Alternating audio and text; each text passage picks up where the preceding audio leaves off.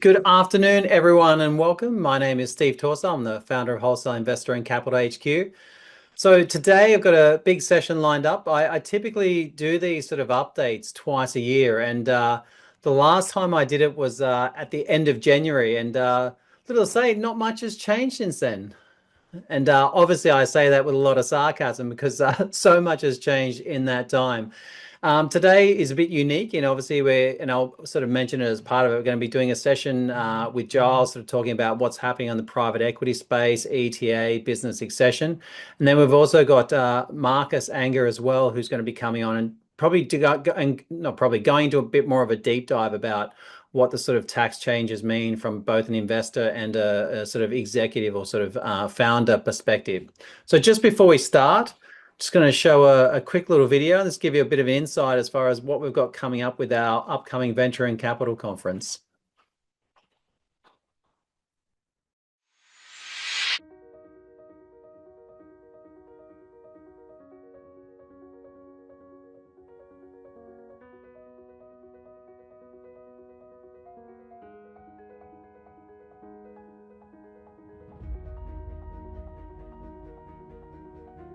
It's an incredible sight to see how many people are here today. You know, I've been saying this to our shareholders and to people involved with WI. We are so lucky that in what we do and this whole innovation, this capital markets area, that our movement to becoming a private capital marketplace makes all the difference, because that ability to blend yield and also innovation into one event seamlessly is something actually quite unique.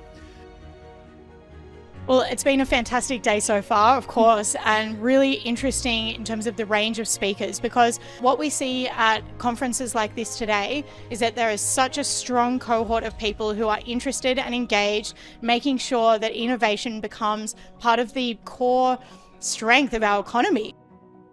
The quality of people walking around are all certainly have knowledge or want to have knowledge about investing, and the cohort of people around here are top class.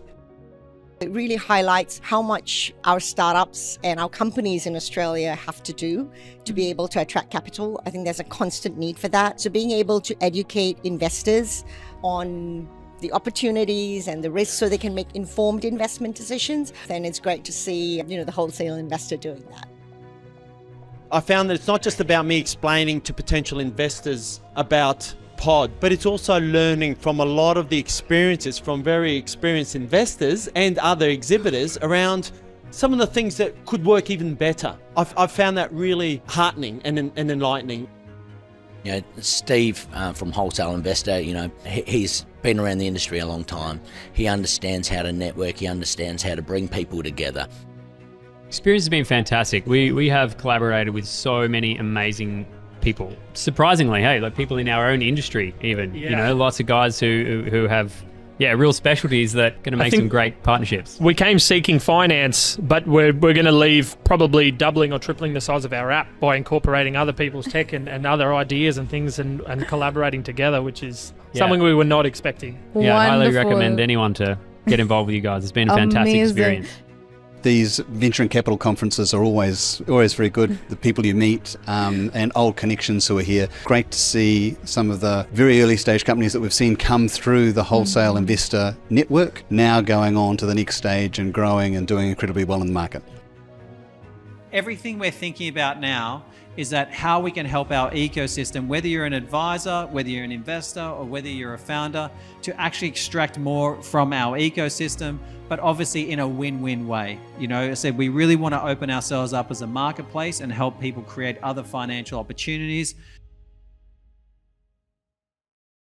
All right, so that gives you a bit of insight as far as what we're going to be doing at the end of this month. So that's probably, and just so you know, we've actually doubled the size of that event for this year. So we'll have, 750 plus investors, and it's across 2 days.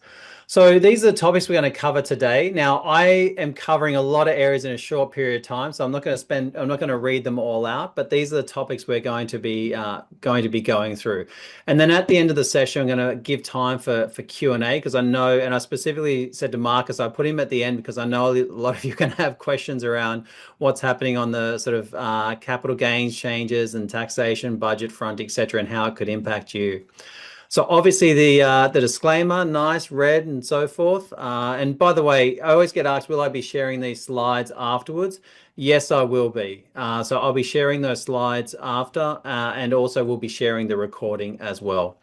So a quick recap, just a high level I always give. Pretty much, you can see what's happening, is that effectively everything is really concentrating around AI at the moment. And in the sort of in Q1, it effectively absorbed 80% of the money that went into companies. Q2 has been obviously Q1 was impacted by a war. And you're now seeing the public markets have recovered quite strong, with the S&P rising nearly 15% and the NASDAQ up about 31% in the quarter to 30 June. Now, as per normal, the ASX 200, it only rose 2.8% during FY26. And, it really shows that, it's effectively, the performance is not really quite what's compared to what's happening in the US. From an IPO market perspective, literally at the start of the year, I was highlighting how the IPO market was technically open. And then that sort of got shut down as soon as the war in Iran kicked off. And, pretty much, what you're seeing is the most successful IPOs are really the mega AI opportunities. And obviously with SpaceX doing the first sort of $1 trillion IPO, and then obviously the Cerebras IPO is another great example as far as concentration around AI.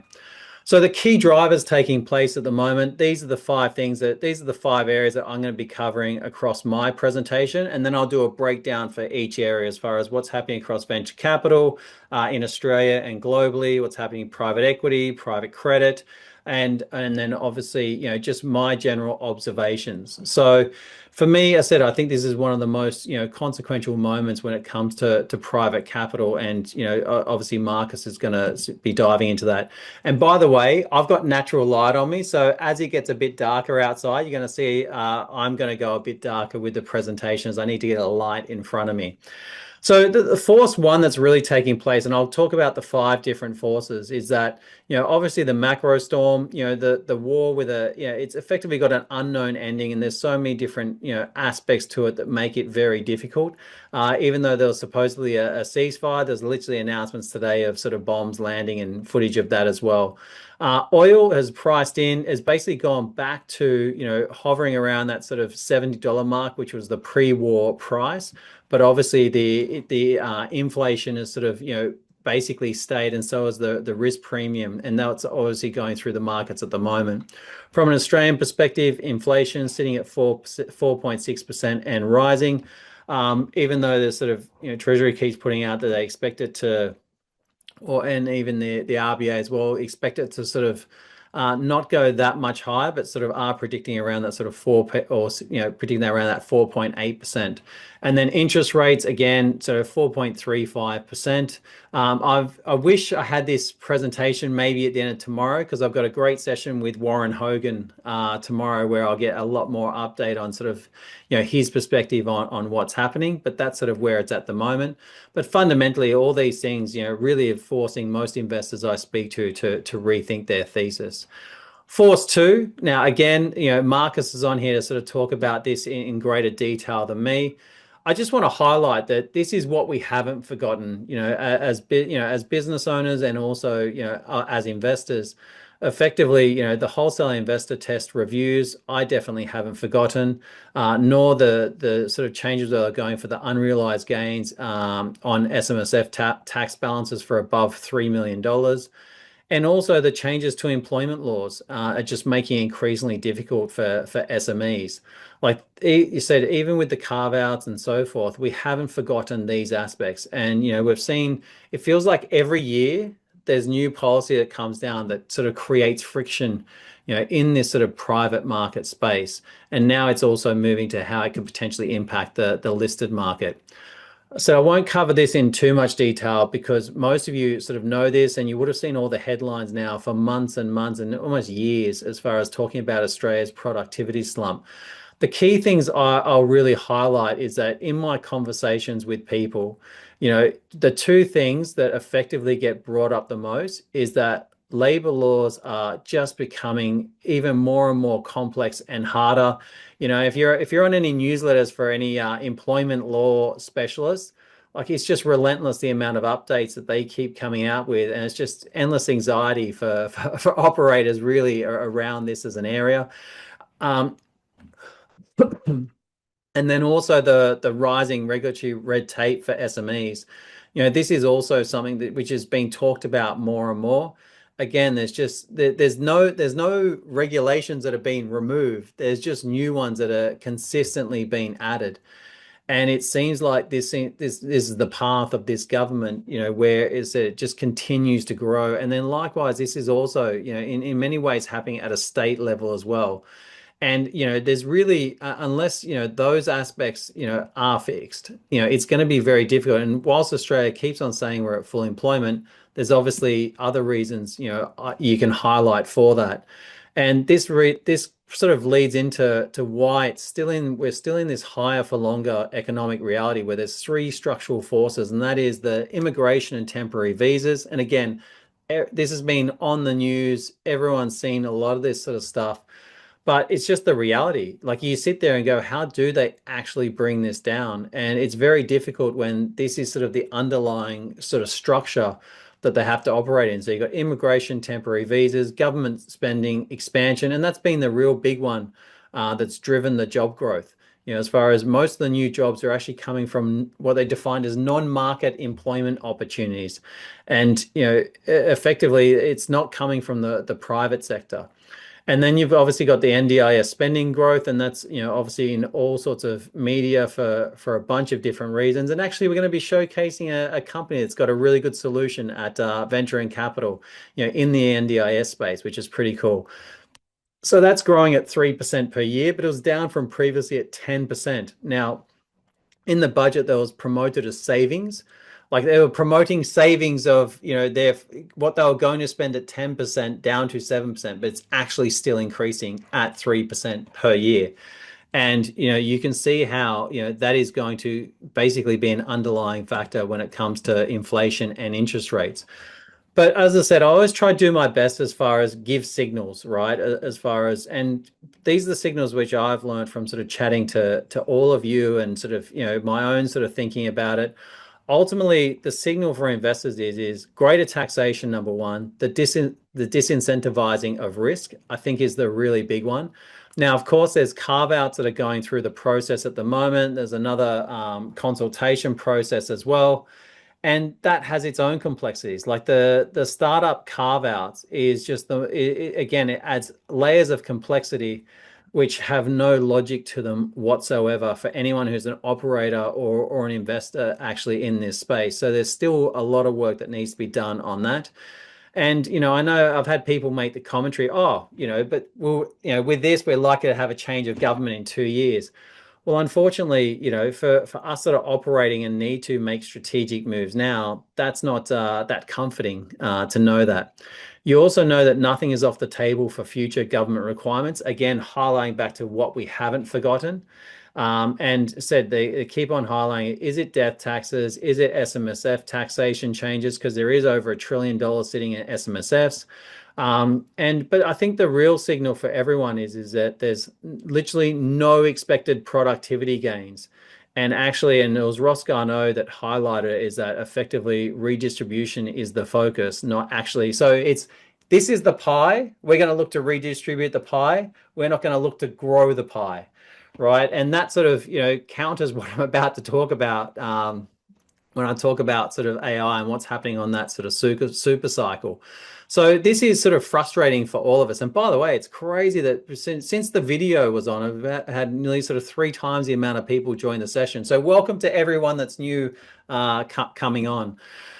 Friction map changes. As I said, I'll let Marcus speak more to this, but I couldn't do this presentation and not add these parts in there. The only part I will speak to is that this carve out for the innovative businesses concession, it's, as I said, it will be interesting to see where that actually lands, but effectively what they did was just take something and make it even more complex. So, I don't know how that's going to land, but, I imagine it will improve. I was really happy. The signal that I suppose look for was I was really happy to see the submissions from Oz Biotech.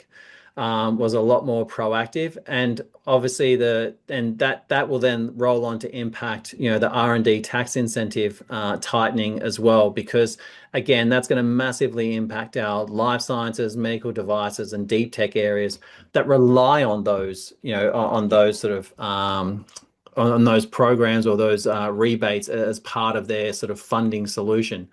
And the challenge is, and a concern from an Australian perspective, is that companies may use that right up until that period and then just decide to domicile in another area. Executive and founder sentiment, the easiest way to say is frustrated, optimistic, and exploring options. Most people aren't like me, where obviously I've got an ecosystem that I serve and that I'm involved in, that I've built, and I have to make noise about this, but most people aren't. Most people they're talking about it privately, but they're effectively, they're frustrated by it. They're optimistic about their own ambitions and their own businesses, and they're just practically sitting there going, we'll look at what other options are available to us. And by the way, that's also, I would say, would be the same for a lot of investors as well, for areas where they are impacted. The build now mindset, this is absolutely still in motion. Everyone is focused on building. We realize this is, what's coming down the pipeline from AI is creating for us a gift, which is just unexpected 4 years ago, as far as what you can do.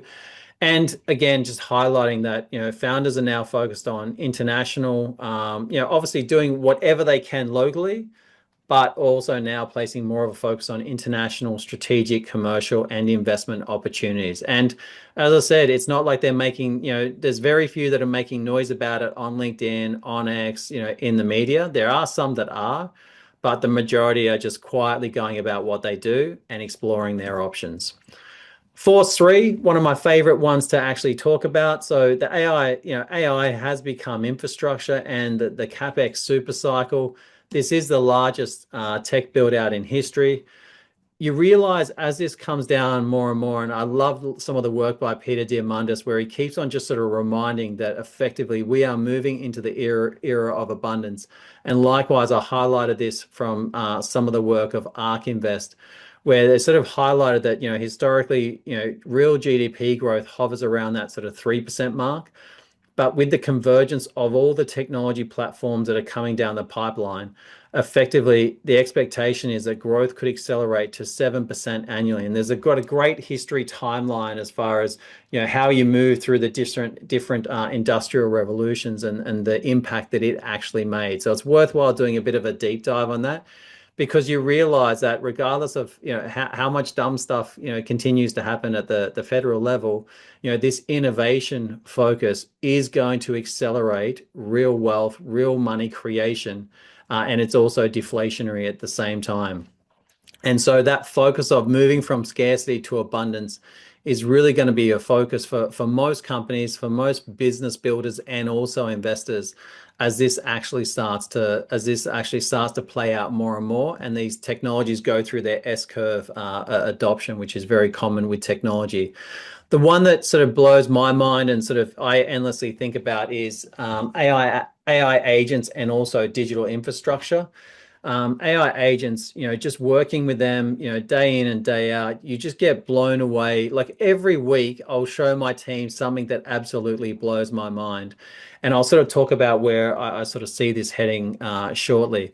But I think the thing to highlight, is that effectively, if you look at I showed this slide at our Capital 2026, if you look at the actual money that the hyperscalers are actually putting into this as an area. And this doesn't include Oracle, this doesn't include OpenAI, this doesn't include SpaceX, this doesn't include, this is just the big four, that are there right now. This is how much they're going to be investing.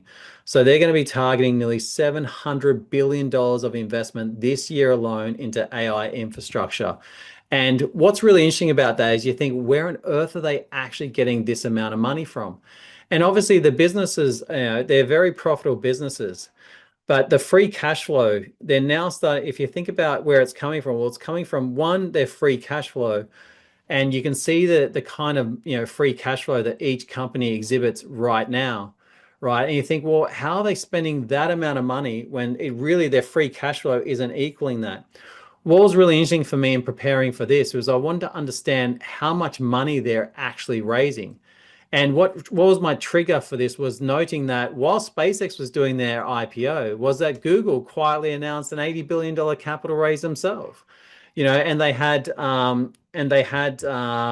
Berkshire Hathaway, put in, basically lead the round. So this is the amount of money that's been raised, whether it be raised as equity or debt. This is the amount of money that's been raised through 25 and 26 alone, to actually fund this build out.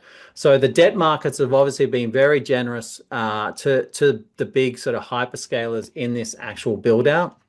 So you can see that there is no slowing down, and the real feedback is as soon as the AI, the AI factories or data centers, whatever you want to call them, come online, they are being used straight away. So there is no dark fiber in this. And look, to be blunt, every product update from Claude and from Anthropic, from OpenAI, from Google, from SpaceX, not one of them is using less compute capacity, as part of what they deliver. So, you can see how this is going to continue to expand, but also now the revenue is flowing through as well. But the truth is, it's actually hit a physical wall, and there's power constraints. So nearly between 30 to 50% of the data centers that were scheduled for 2026 are delayed. And the big issues, really come around, obviously, challenges with grid connections, but water constraints is one. But the real big one that they're facing is just the political challenges. So you can see this happening in a lot of the states throughout the US. There's a lot of backlash. And even I saw one in Australia the other day. I think it was in Canberra, or one of the areas where they're looking to put a data center. There was issues from a political perspective. So data center and AI infrastructure build out has now become a political issue as well, which is always frustrating, and often it doesn't end too well, or just ends with time delays. But if you think about the race between the US and China, China has actually been building out their power capacity for a long time, and they don't have these kinds of issues from it. They may not get the high quality, the absolute latest chips from NVIDIA, but they are definitely working hard to basically increase their capacity and what they can produce from the chip side. So to solve that, and I was just saying to the guys, it's crazy to think that effectively no one else, 12 months ago, no one was talking about orbital data centers. And yet now it's completely in focus. And to give you an idea, I know Elon actually just released the designs for what they would be building from a satellite perspective that would be focused on basically just processing compute. And from their perspective, that kind of satellite is easier to produce than what they normally produce for Starlink. So they've got their different plans. Blue Origin have got their plans. They may have to readjust theirs, considering they had their launch site blow up in their last sort of test. But typically they do also farm off a lot of their launches off to SpaceX as well. And then obviously there's the Google Suncatcher program. So you're seeing three, basically all the big billionaires are putting their money into orbital data centers. And the logic behind this actually makes sense.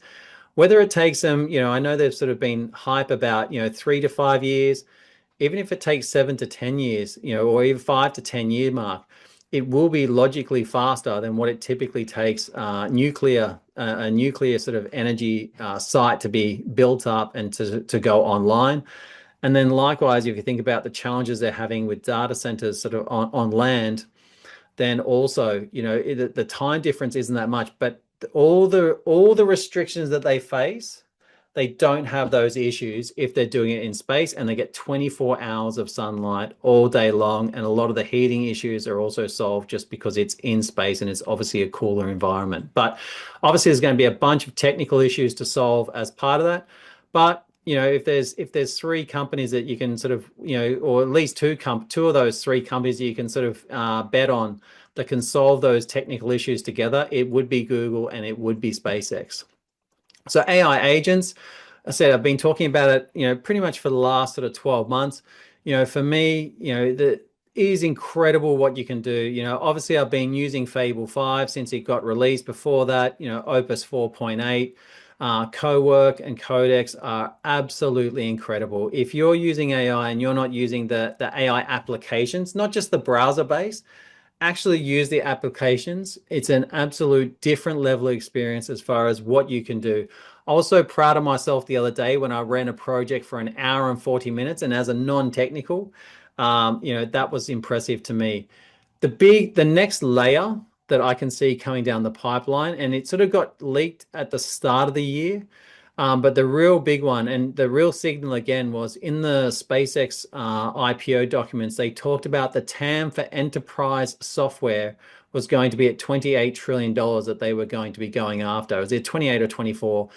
And that's the human emulators. And effectively, what is that? It's basically AI that can replicate what someone does. And if you think about it logically, what 80% of what we do in a week or in a month is very similar.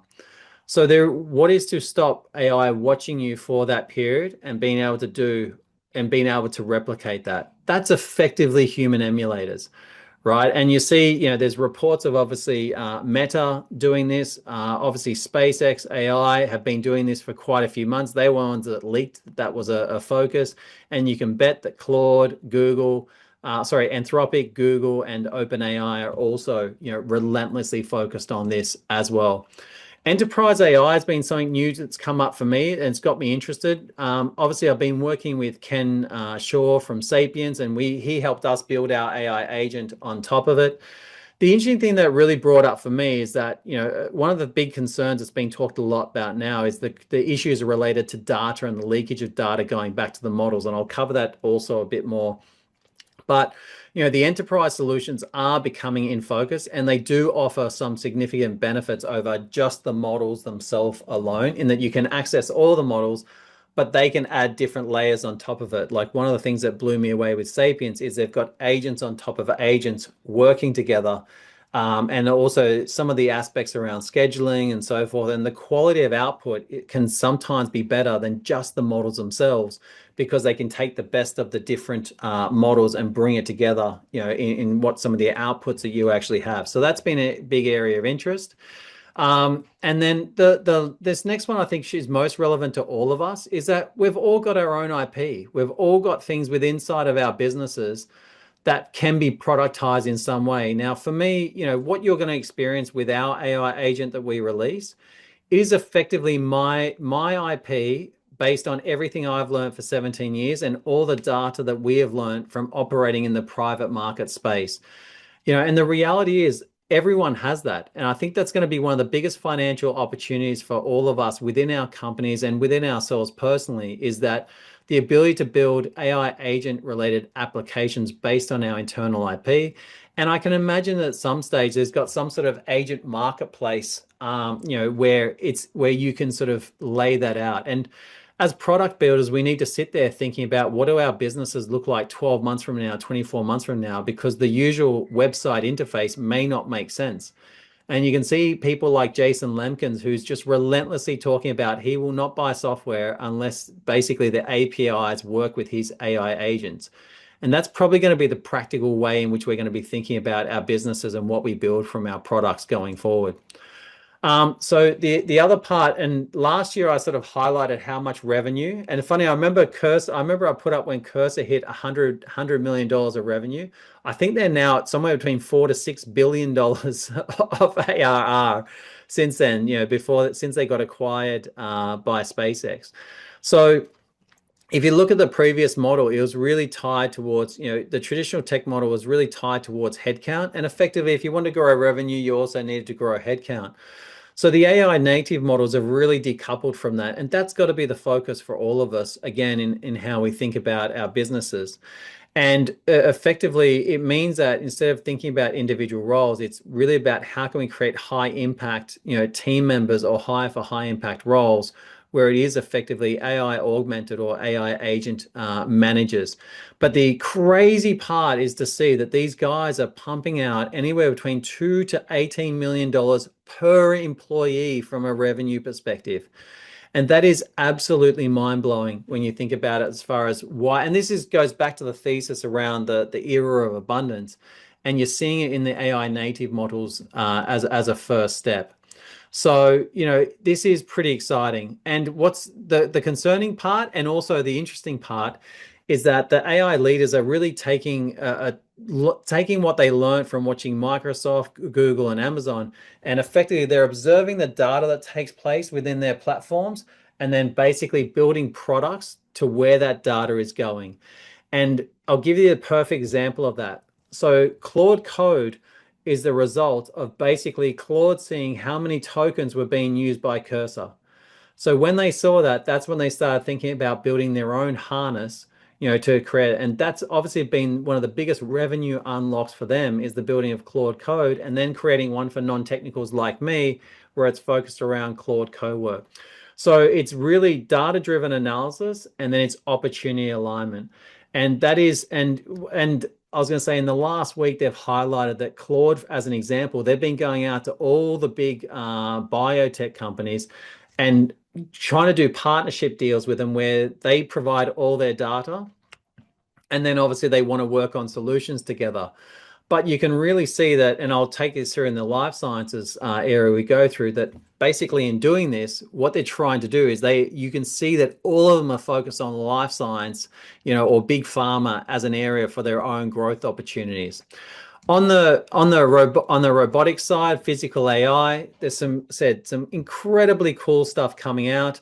It was interesting to see Tesla FSD just started when I did this at the start of the year. They're now operating in 4 cities, and they recently just launched in Miami with no drivers, right? And so they had no test drivers, sorry. They literally just launched as a robo-taxi service with no test drivers in it, but they've actually put in application. They've got jobs going right now for test drivers across 22 different cities that would represent nearly half of the US population. So this is going to be an explosion of this, of basically, of robo-taxis, or of, the mobility revolution really across the next 3 to 5 years. The coolest part is there's definitely a convergence of infrastructure taking place. And then likewise, there's going to be new business models and new opportunities come off the back of that, whether it be transportation as a service, whether it be providing your car as compute capacity for the data requirements or for the compute requirements of all the big hyperscaler. It will be interesting to see how this plays out, right? So this has to be one of the most exciting areas. And I heard somewhere there's something like, is it 140 or something, robotics, people working on building humanized or humanoid robots at the moment. So, or building in different sectors around it. So there's a lot of the money is now moving into this as an area.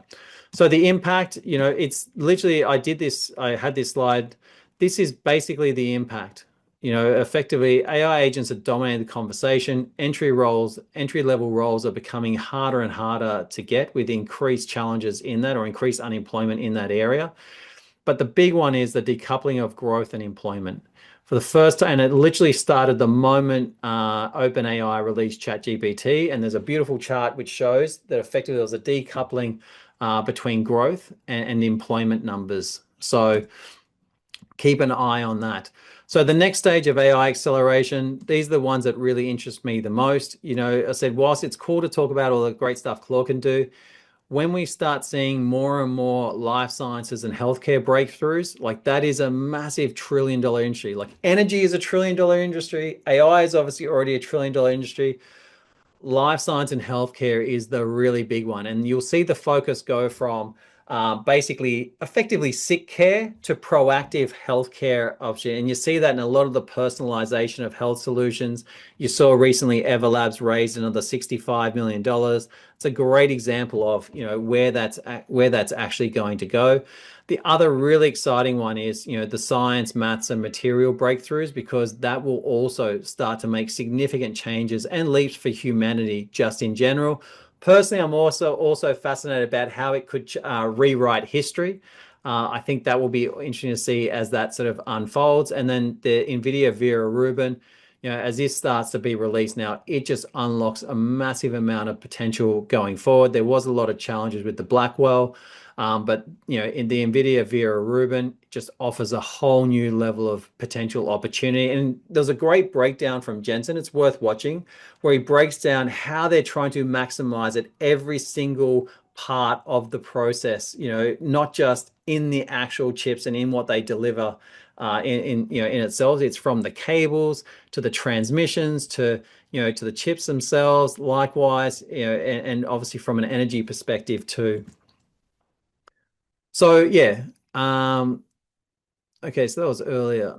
All right, so that was just highlighting the revenue growth. And so this is so when I talked about the AI companies, I mentioned about Anthropic, going out to all the big biotechs and saying, hey, share your data with us, and we'll collaborate on projects. The reality is they're all going hard on it. So the CEO of DeepMind, which is Demis, he's gone and created a side hustle called Isomorphic Lab. So he literally works 2 jobs. His second job starts at 10 p.m. and finishes at 4 a.m.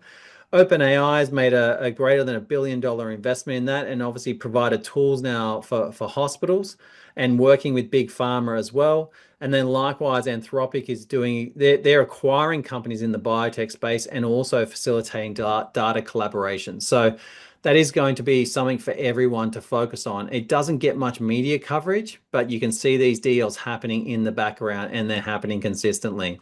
So as a bit of fun, when SpaceX was doing their IPO, I took their IPO prospectus and I actually combined it with Tesla, and I actually put it in Sapiens, and I asked it, what would the merger of SpaceX and Tesla actually look like? And it created this incredible slide deck. And effectively, it sort of really, when I looked at it, I was like, this is, if you want to think about what is a signal for what the vision of the future look like, it really is those sort of 2 companies combined, from, the providing of energy because of the constraint. Obviously, people don't realize Tesla's got a massive energy business that's actually growing quite quickly. Everyone knows about Starlink and the connectivity from the satellites. The compute part, basically they did $26 billion worth of deals, in the lead up to their IPO, just with Anthropic and just with Google. Interesting enough, Google starting their program with SpaceX in October. So I wonder if that's a signal for something significant they're going to be releasing around that time, that they realize that they needed extra compute for. If there was one company I would not have thought had to buy compute from SpaceX, it probably would have been Google, and yet they did. And then you've got the embodiment across robotics, and also, as I mentioned before, with the on the sort of software side, as far as the enterprise software aspect, then the human emulators, and then you've obviously got the orbital compute. So yeah, it's a fun exercise. I recommend people do it. Not so much, because basically, I'm not saying that they're going to merge. I know there's rumors about it, but it's a fun thought exercise about what the future could look like from a signal perspective. So force number 4, Larry Fink in his chairman's letter, and this was said, these are all my key signals I think that basically set the foundations.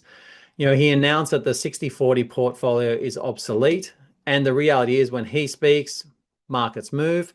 And you've seen that in so many different areas. My first signal for that was when he mentioned that he was going to stop using the word ESG. Pretty much the entire market stopped using it, except for the companies that legally are required to provide sort of ESG sort of information.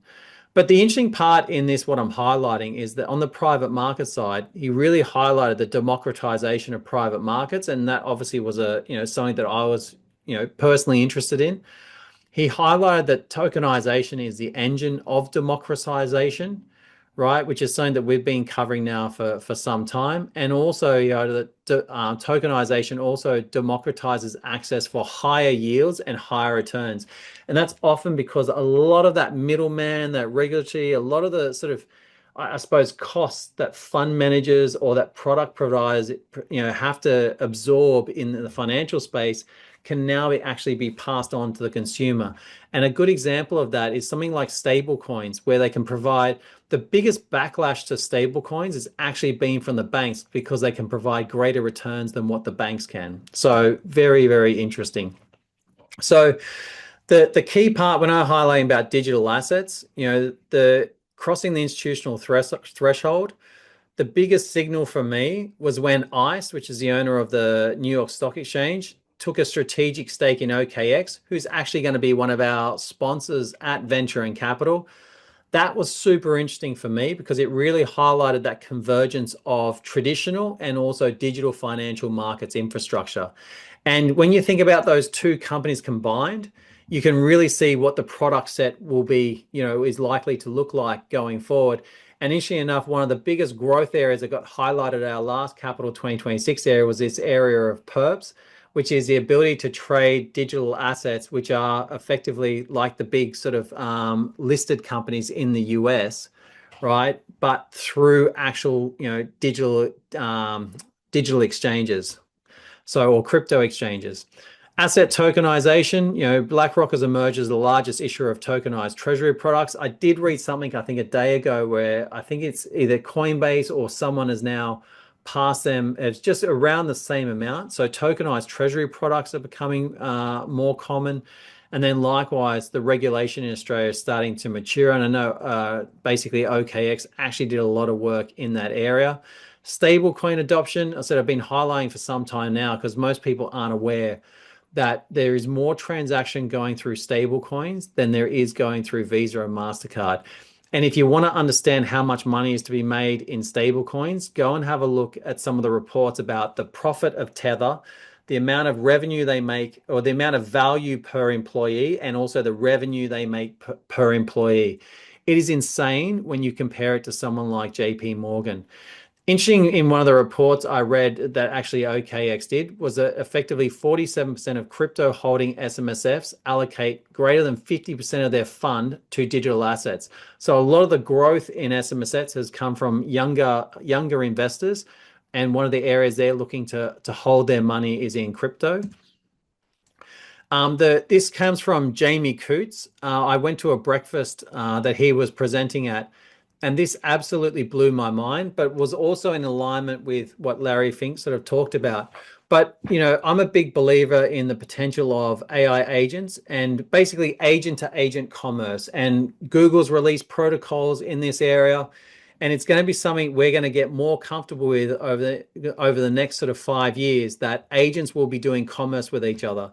So if you think about what it was like when, you first started seeing e-commerce come up, and so some of the reluctancies you may have had around that, and now you think about the size of that market, this is the next layer of opportunity, which is AI agents basically transacting with each other.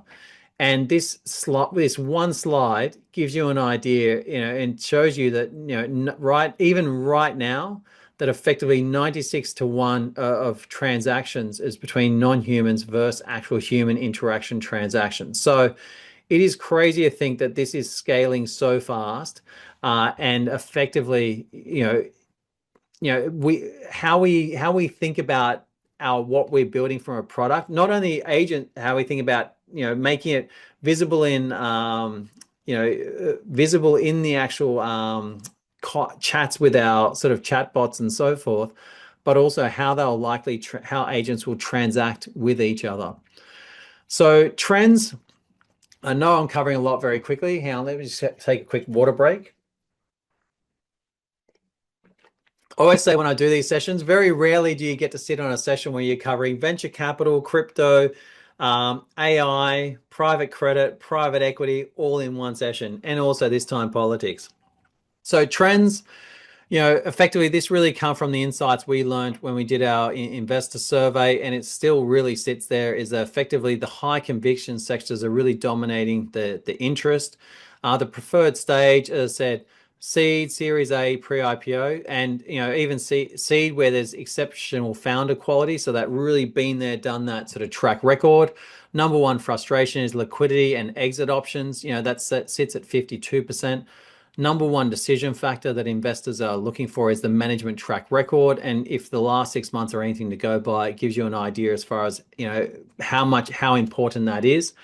And then number one objective is, yield plus growth, right? So that's some sort of high level. But to go through the private equity trends, and I'll dive into this a bit more with Giles, but effectively PEs targeting public market valuation gaps where AI has created dislocation. And you're seeing more and more of these transactions. You've seen like the likes of Bending Spoon just did their IPO, but literally just acquiring old software companies, increasing the price of their more core products, and then bringing it back to market as an IPO.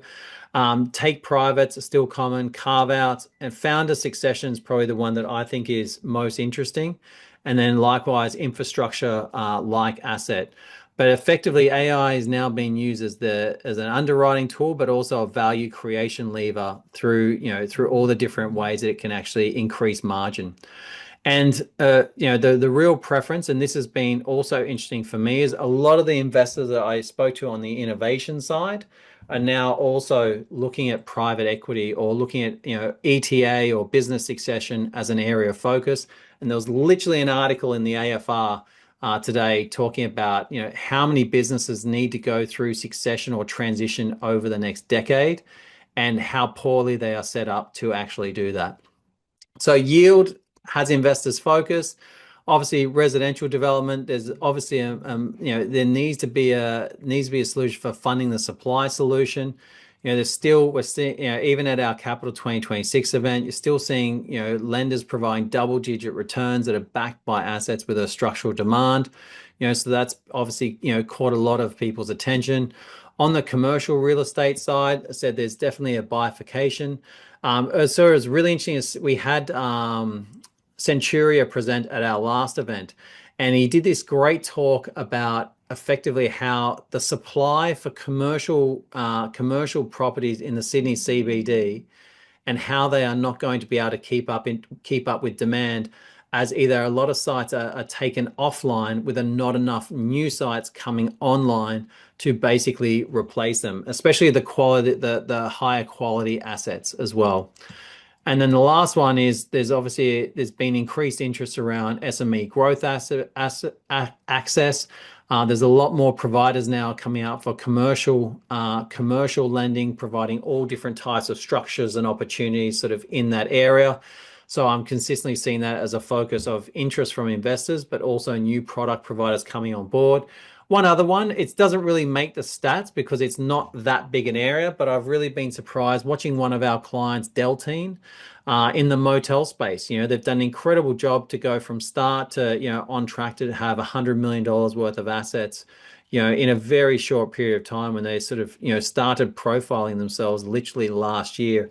And they keep on acquiring assets, but I've definitely seen that as an area of interest from investors. So on the yield space, investors are spoiled for opportunities, but obviously now private credit's got to go through its processes through some of the asset crackdown around sort of valuations and repairs and all that sort of stuff. And it'll be interesting to see how that's impacted by the recent sort of drop off in sort of auction clearance rates and so forth. And obviously the sort of let's say the market correction, which was recorrected to not be called a correction, that's been experienced over the last few months. Venture capital in Australia, AI and deep tech dominance, has really been the sort of core story. Obviously the sustainability message is still strongly there. It still always ranks top in our surveys, in our interest of offers that we're promoting. There's still lots of opportunities around the renewables area, sustainability. We've actually got a really cool company presenting at Venture and Capital. Health tech and biotech, again, these markets have significant upside. And if you look at, a lot of the regulatory changes that have come out of the US, and also the way that AI is impacting those companies, it's enabling them to get a lot further with a lot less money. Cybersecurity is absolutely a rising priority, and you're seeing, you saw some of the reasons, like with Fable being pulled, and the sort of dominance of AI and the concerns around what could happen from bad characters utilizing AI. That's becoming a massive priority. Fintech, B2B software with deep verticals and strong IP, also a massive focus, and have just been basically capturing all the money. The real truth for Australia, as much as call it venture capital trends, the reality is that a lot of the money is actually still coming from grant and non-dilutive capital. Unfortunately, some of those programs are being shut in the process of being shut down at the moment. But the truth is, there's a lot of significant amounts of capital coming from universities, research institutions, and all these sort of non-dilutive grant and funding models that are coming forward. So that's Australia. Globally, sort of the sovereign safe harbor, there's a lot of investment going into sovereign capability. The chatbots to atoms. So as I mentioned before, you can see that a lot of the early venture capital is moving into the robotics area, seeing that as the next layer of opportunity that they've seen take place with the likes of sort of OpenAI and so forth. But you can see, the money that's previously gone into the likes of OpenAI and Anthropic and all the like, more of that money is now moving into robotics. And sort of more sort of physical sort of hardware related opportunities.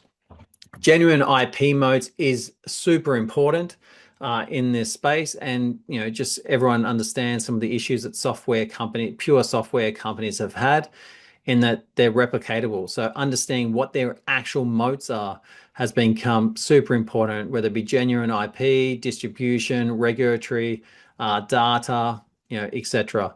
But again, going back to, there was a massive concentration of funding in the first half this year, focused on a small number of companies. So investor appetite for yield. So effectively, the highest desire is for yield and growth, which sat at about 45%.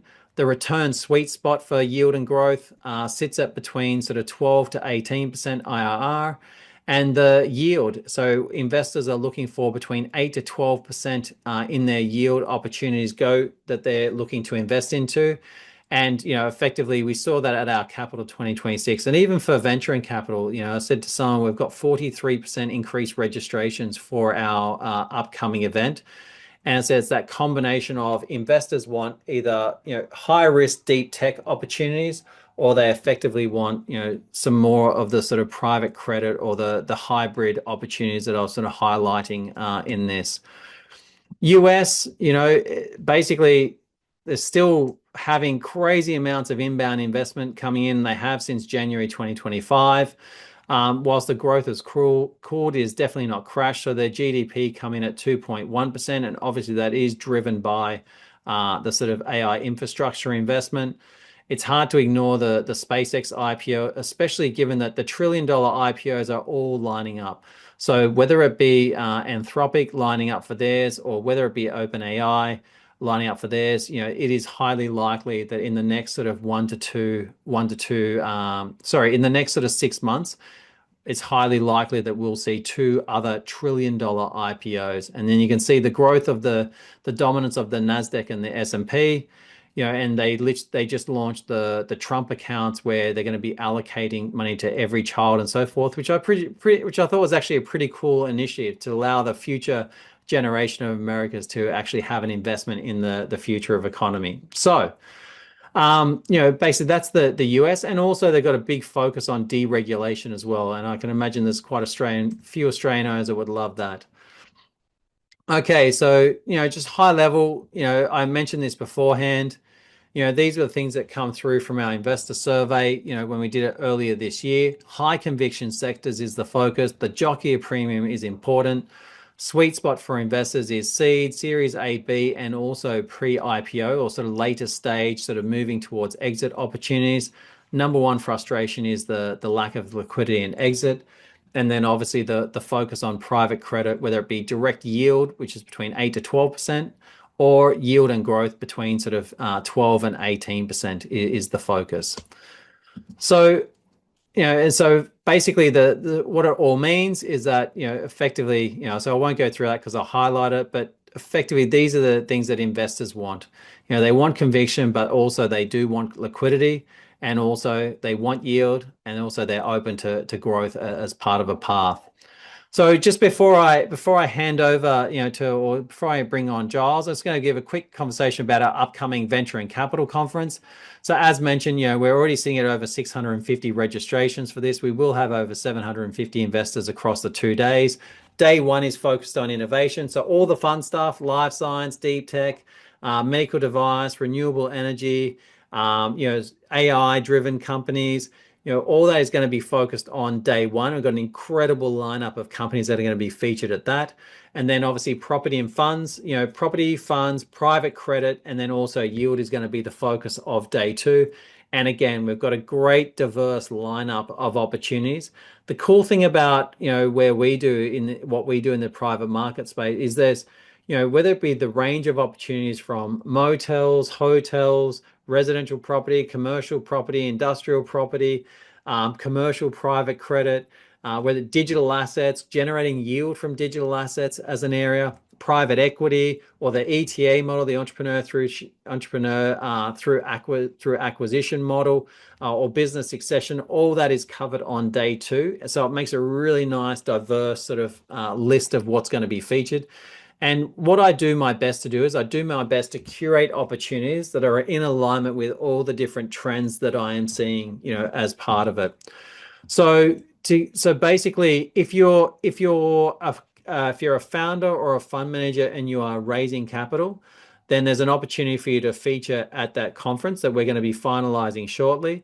So effectively so it's actually over 700. So we've actually got over, my team updated this for me. We've actually got over 700 registrations now for the conference. So you get the opportunity to present directly to investors. It includes access to Capital HQ for 12 months and also our AI agent as well. And what we do as part of our onboarding is we help you with the shaping of your messaging, so it's in alignment with what high net worths and family offices look for. There's no limit to what you can do with your deal room, whether it be investors, and also you can manage your raise using sort of our intelligent deal rooms that we've built. And effectively, the outcome for us is that we want you to have the experience of having investors coming inbound to you to have conversations. And ultimately with our software, we want you to spend at least 80% less time on the capital raise than what you normally would, because we basically set it up as infrastructure for your capital raise. So if you're interested in featuring, I'll go through that in a second. If you're an advisor working with a range of different opportunities, we also have solutions for you. There's basically opportunities around multiple, the ability to manage multiple clients from one place and basically become your source of truth for the deals that you're managing from a capital raise perspective. And also what we're doing from an AI agent perspective, it's ultimately designed that you can actually scale what you're doing from an advisory front. So, happy to have if you're an advisor, happy to have a conversation with you about that. Now, I recommend everyone get your phones out. Don't worry, I've got nothing to charge you for tonight. So first thing I'm going to do is going to invite you to join us at Venture and Capital. So basically this goes through a complimentary ticket to actually join us for the event. So I recommend to scan the QR code and just quickly register for that.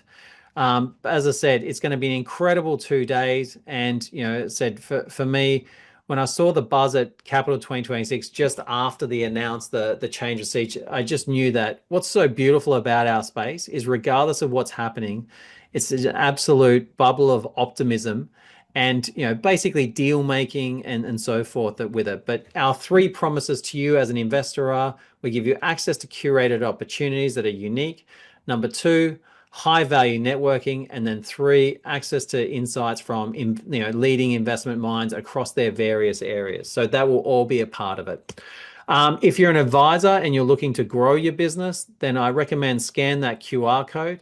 So you're going to have a conversation about some of our solutions for advisors and how we're working with advisors and also their companies that they're working with. And for fund managers or founders, if you want to feature at the event, so if you're raising capital or thinking about raising capital in the second half of this year or even the first half of next year, then I strongly recommend you basically get in front of our investor ecosystem, because capital raising does take time.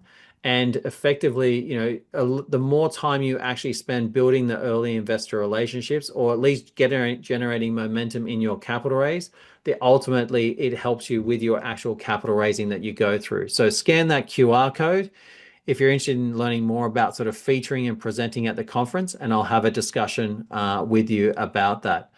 Now, this could be an absolute first, but I have actually finished on time. That is very rare for me. So, ladies and gentlemen, we have covered so many different areas in that hour.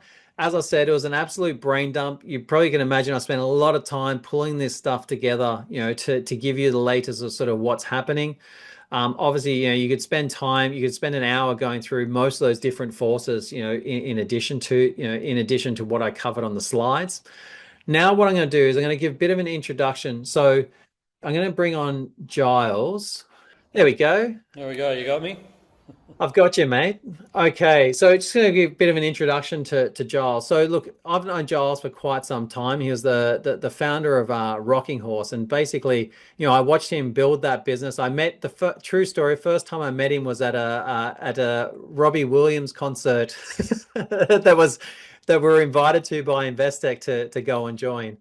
And, I've been really, and I've been basically working with Giles. He's been building Voluup Australia in Australia, and it's a unique model, around the sort of business succession and sort of employee ownership transition. But, what's cool about what I thought to bring Giles on today is he's seeing a lot in this space, not just in his specific niche, but obviously just across the whole area. So I thought it'd be worthwhile having a bit of a chat.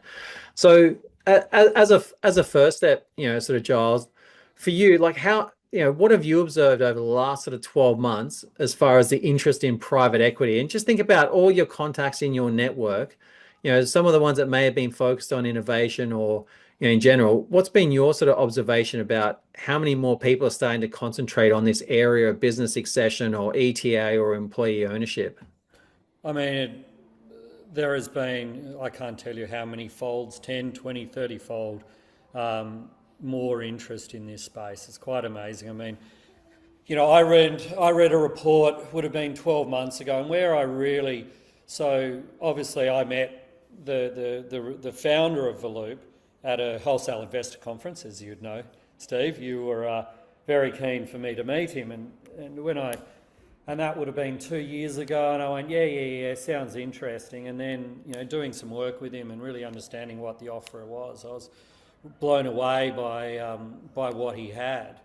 And then there was the report from NAB saying there was, let's call it 350,000 businesses that need to transition in the next 10 years. And then you'll see in, I'm going to say today's financial review. Yeah, it was today's AFR. Yeah, yesterday's AFR, PwC actually states 460,000 businesses. So the number of businesses that need to transition, but that's not the first time we've heard about this. I mean, ESG analysts have been looking at this for years, because when you come to ESG, this is the biggest S for the Western world.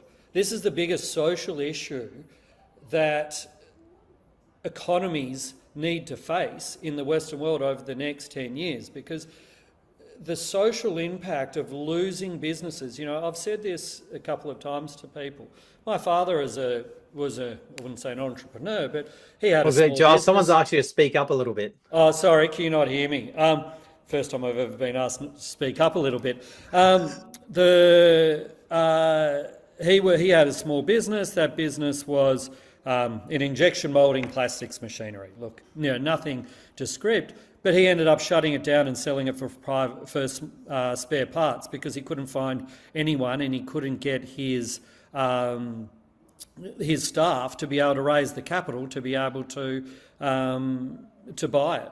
And so this is a massive issue that we as society in the Western world need to navigate over the next 10, 20 years. Because if we lose all these little SMEs, especially in the regions in Australia, I mean, imagine the small towns as these businesses go. What's going to happen to those smaller towns, where these are the lifeblood of those towns? These create jobs. These give people income. Without those jobs, it's just a massive, massive issue that needs to be solved. Just to add to that, Giles, I'll never forget, I was on a panel session in the UK with a UK private equity guy, and he actually outlined all the numbers, because this is obviously an issue facing the UK as well, but I imagine it's very similar for Australia. It's actually a structural tax issue if the percentage of these businesses are expected to shut down actually do, because it significantly impacts the tax base that the actual government can pull from. Yeah, I mean, that's just one. I mean, you've also got the mental health. You've got this has such a massive impact on the Western world. I mean, in Australia they say the report was, it's a third of SMEs need to transition in the next 10 years. That's what PwC say. I mean, that's a third of all SMEs. I mean, that is a huge number of businesses, of people's livelihood. And whilst, yes, I believe we have a fantastic solution, we cannot be the only one. Like, we do not have the capacity for $1.7 trillion worth of businesses. I mean, the private credit market is going to be such a key element to this. And this is where all the negative press, etc., about private credit at the moment. I mean, it's not going anywhere. Acquisition finance would sit well within that, within the scope and of private credit. And private credit's going to need to be there to be able for these businesses to transition. And so that's just one part of it. There's so much that we need to do. And these aren't businesses, unfortunately or fortunately, that are really, a lot of these businesses aren't going to be disrupted so much by AI at this point in time anyway, because, they're earth moving, they're crane businesses, they're a fish and chip shop. I mean, we're even looking at a fish and chip shop up in Queensland. These are great little businesses that employ 5, 6, 20, 30, 50 people that need to find new homes. And so, it's a really interesting space. The old roll-up strategy is really coming into effect here, where, I think there's going to be a huge opportunity to roll up 5 fish and chip shops, or 3 fire safety businesses. There's just so many businesses. And to add to that, Giles, the interesting thing I've been seeing is that there's experienced operators that have actually previously built businesses, whether it be corporate business or they've worked sort of internally on the growth strategy with companies, or they're just experienced operators actually building businesses in certain verticals, where they're now, instead of building a startup or in building a new business, their focus is, basically looking at how they can sort of pull capital and then sort of make acquisitions. Or another example of, one I know that sort of acquired a whole bunch of pharmacies, in sort of previous, but now is looking to move into other verticals as well as part of their focus. As others looking to roll up professional service firms. So it's interesting for me to watch the combination of both new operators, but also established operators looking to move into this sort of area. Yeah, look, absolutely. It's interesting when, talking about the private equity space, because there is a lot of interest in these businesses, because, whilst private equity has always been known for, your 30 IRRs and that sort of thing, there's still a lot of opportunity and there's a lot of value. We've gone through that phase, I think, and, over the last 10 years, obviously I've been working more with early stage companies, and, we went through that phase of, debt and growth at all costs. Then we've now really tipped over into the last few years has been very much on the revenue at all costs, bring in profitable revenue. That's what we want. That's what everyone wants. And so now we're even, I believe, everyone's starting to look at, okay, why does it need to be just, growth at all costs with revenue?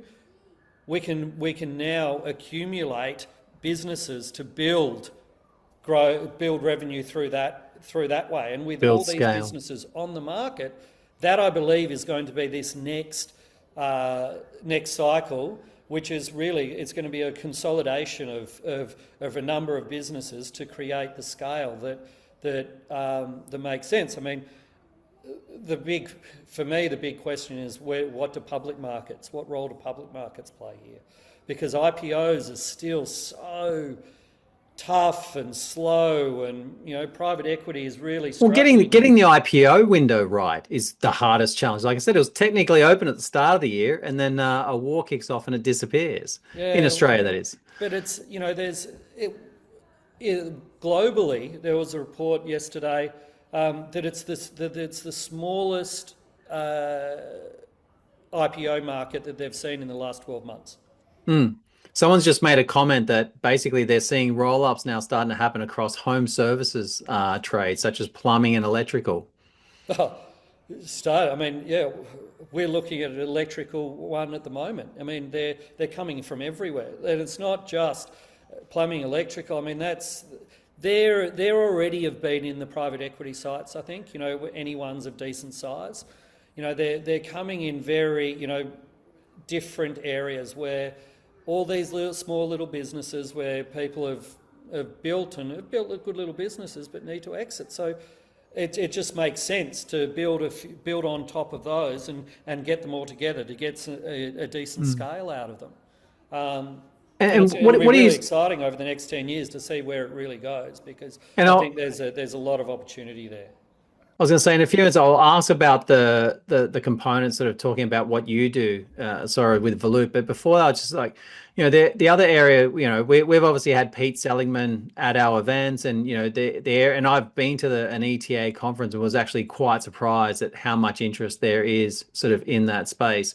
How do you see those sort of whether it be the new founders or the existing founder, that rather than going and doing a startup, they're looking to buy a business which they think is interesting and then sort of put their passion and energy and sort of new blood into those companies? What's your sort of observation in that area? Look, it's an area that's going to have to grow. When we look at all the businesses that you talk to business brokers, they sell maybe 10-15% of the businesses on their books. We need more of those entrepreneurs, those younger guys who want to have a go, and it's not for everyone. Being a business owner, being the head of a business where people rely on you, it's not for everyone. I'm not making an assumption that everyone wants to do that. You need to be a certain type of person, but we need a lot more, and there has been a massive growth in that area. Now, I think it's challenging in that area, in that you need to not only raise equity, but you need to raise debt, and you need to negotiate the contract with the company that you're buying. And I think they're very different skill sets, and there are people that can do that, but it's empowering them with the knowledge, the networks, and then also the desire that they can do it, and giving them that strength of character to be able to go, I can do this and run a business. Now, I think there are some issues with it as well, though, that unfortunately when you get investors in, they have an investment horizon, so it's matching that up, which can be a really challenging prospect, I think, which that needs to change a little bit. But this whole market, I mean, as I've said, from the outset, there is a huge market and we need to fill it. We need to find people who can buy those businesses and make it easy for them. As a nice segue to what you do with Voluup, just give a bit of a high level as far as the Voluup structure, and I suppose how you do what you do and the types of companies you look for. Yeah, look, our whole thing is profitable businesses, and we provide a guarantee over the sale of the business to the vendor that the incoming management and senior leaders in that team will be able to, out of the profits of the business, pay them over a 5-year period.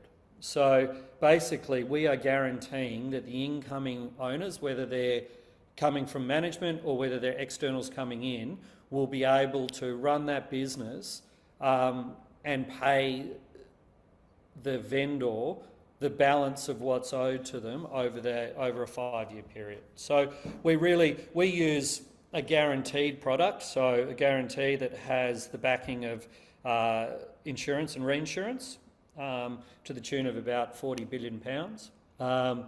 And basically we give comfort to the seller that whilst they're not getting all of it up front, and generally we look at about 40% up front through private credit markets, and then the 60% comes through a 5-year period.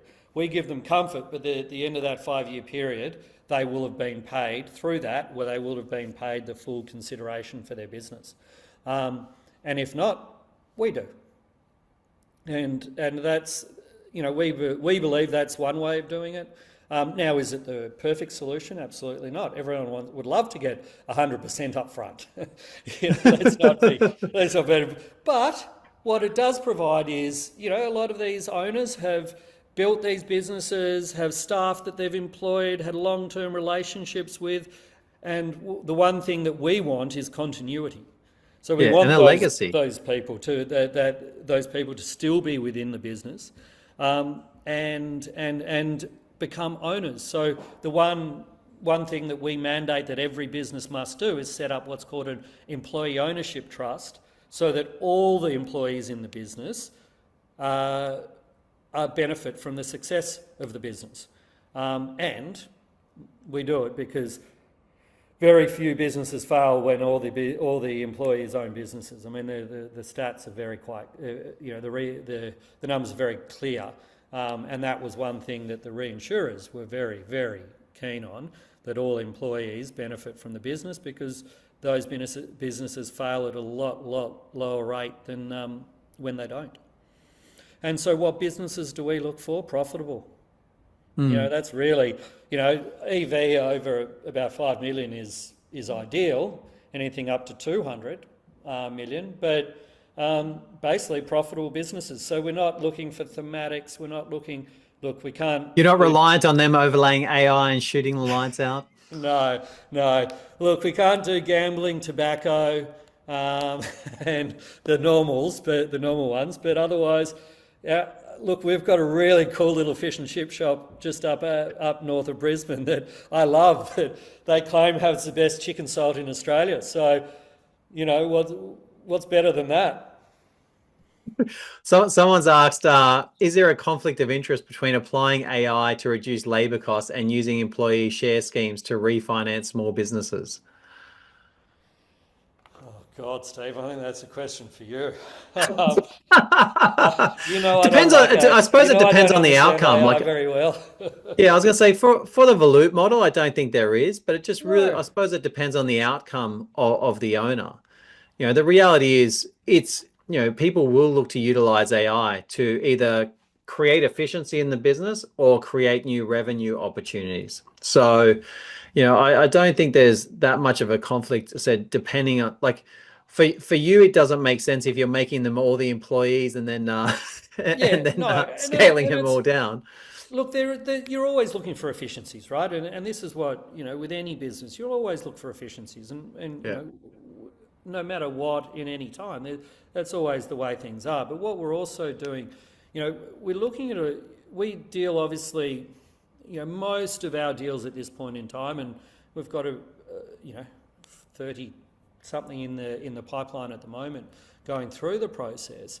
We really do look at more of the services sort of businesses, just because they're those smaller SMEs, you know, and it is these industries which are, or these businesses which are quite people heavy.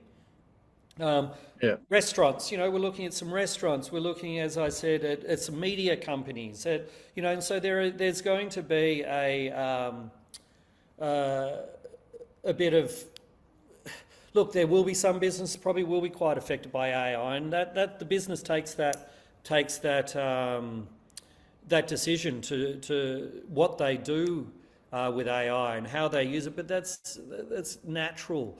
That the senior leaders and all the business is going to make that decision and use AI where they can.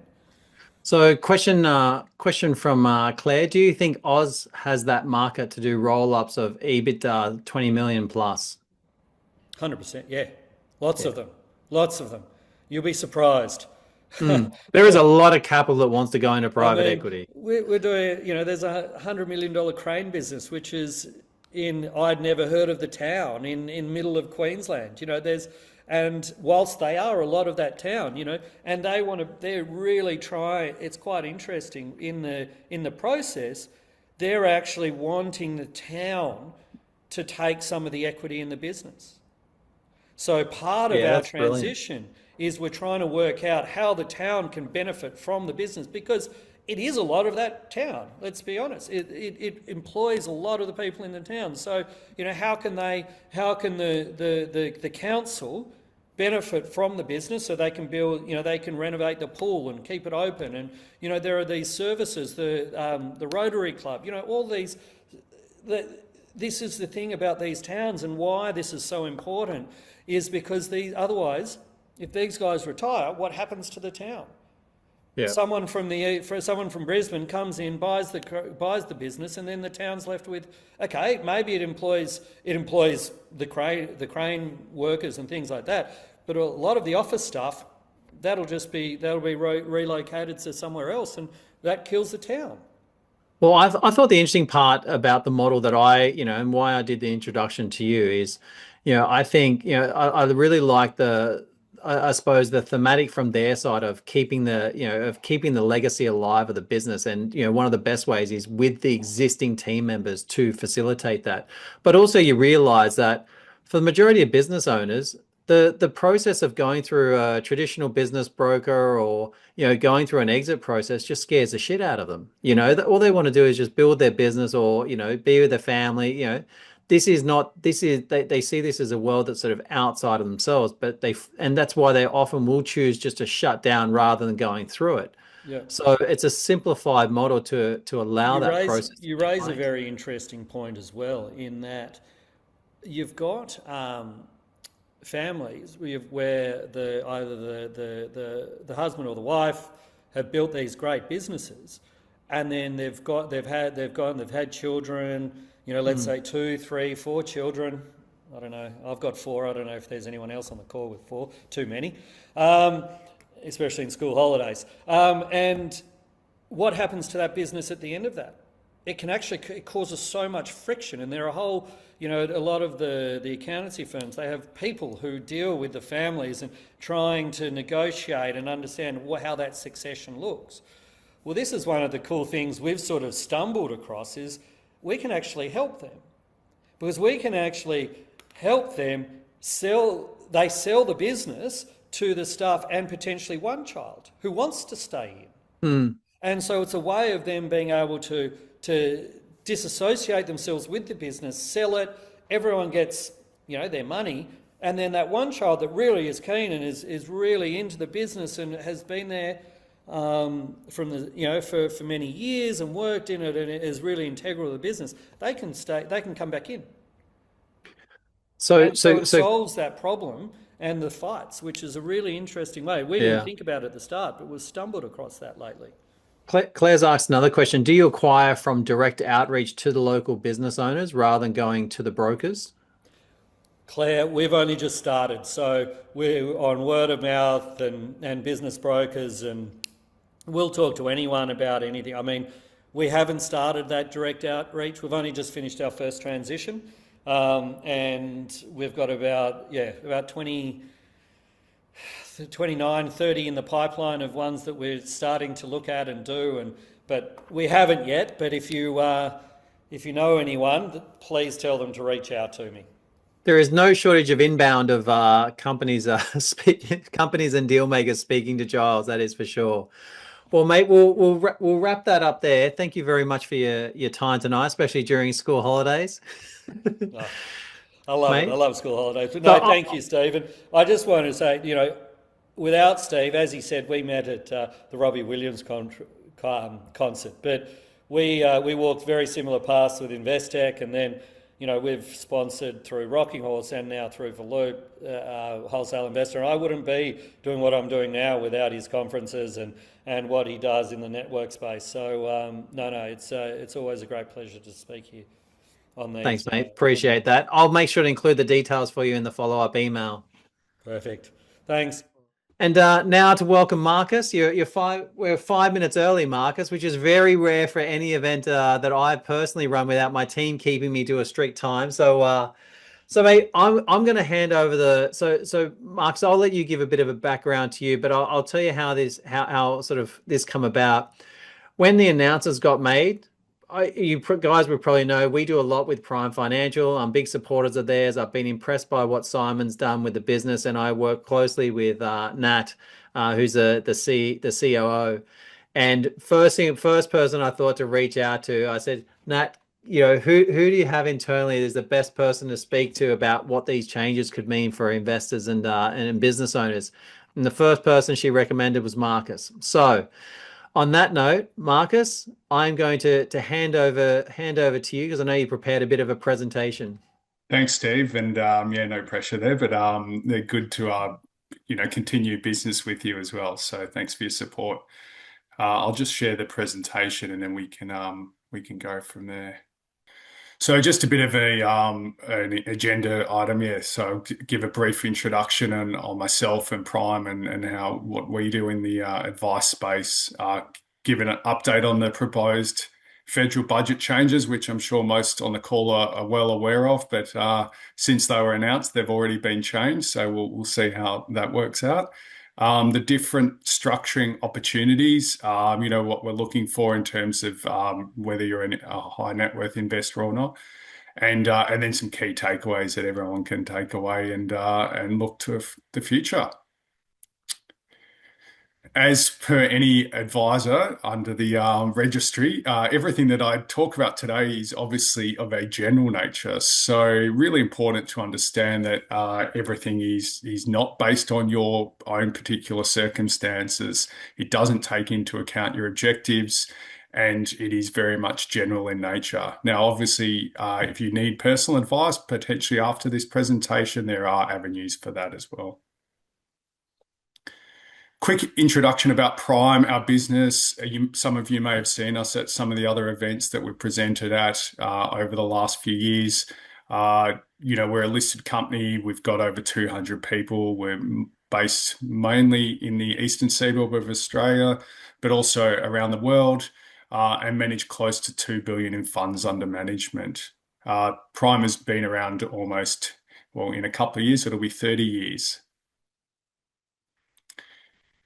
And I guess in this space, we think we're pretty competent in terms of how we deliver and look after our clients, given the challenges that lie ahead. So there's obviously been significant changes with the budget and superannuation and other different structures, and people have to recalibrate and look at what they were doing in the past. So Prime is a business that has corporate advisory, business advisory, consulting, wealth advice, self-managed super fund administration, and a range of different services. So we believe we really offer that kind of comprehensive family office service for clients.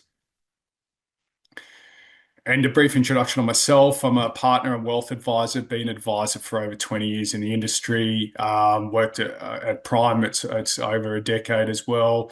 We're really about long-term partnerships. We work with high net worth and ultra high net worth clients, not just on the investment side, that's one part of it, but also really around the right structure and strategy and ensuring that people's assets are protected and for now and the future. So generational wealth is a really important part for us. So what about the proposed changes to the budget? So we can see, obviously, some of you are probably aware on here, on the 12th of May, there were some pretty significant changes that came into effect, and some of them came into effect very quickly.